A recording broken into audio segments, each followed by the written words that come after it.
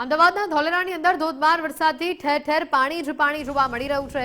Police અને એનડીઆરએફની team દ્વારા રેસ્ક્યુની કામગીરી હાલ હાથ ધરવામાં આવી છે। તંત્રની ટીમ બોટ દ્વારા અલગ અલગ વિસ્તારોમાં હાલ પહોંચી રહી છે અને ત્યાં ફસાયેલા લોકોનું રેસ્ક્યુ કરવામાં આવી રહ્યું છે। રેન્જ ડીવાયએસપી આસ્થા રાણા પણ આ રેસ્ક્યુ કામગીરીમાં જોડાયા છે।